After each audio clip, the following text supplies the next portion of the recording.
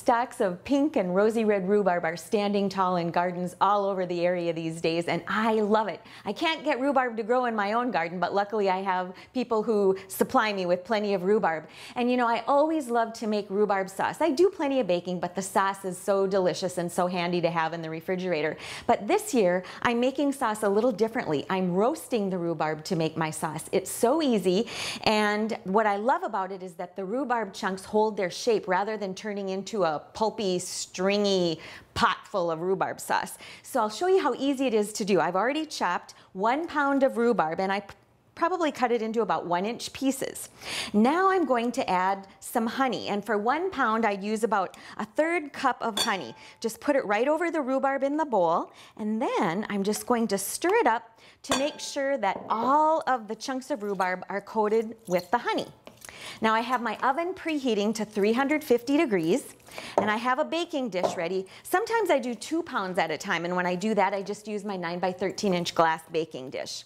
So once all of the rhubarb is coated with the honey, put it right into your baking dish.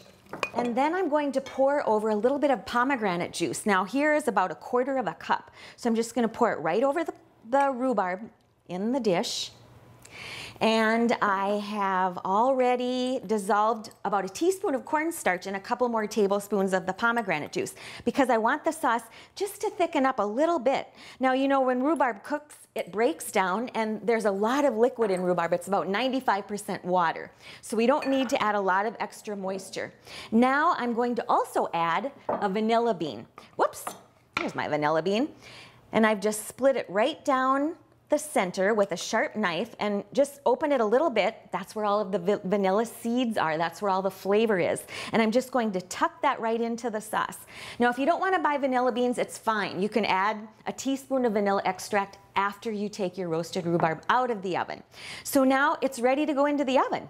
I'll put it in for about 20 to 25 minutes and stir it every 10 minutes. It'll get nice and bubbly, and you'll know it's time to take out when your rhubarb is nice and tender. Now, once I take it out, I have a secret ingredient I use, and that's pomegranate molasses. It gives a great depth of flavor. You can find pomegranate molasses in the international aisle at the grocery store, or sometimes in Middle Eastern markets, Lebanese markets, natural food stores.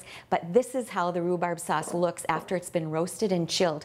It's beautiful, and it's so delicious over vanilla ice cream. I hope you'll give it a try. I'm Sue Doden, sharing good food for good life 365.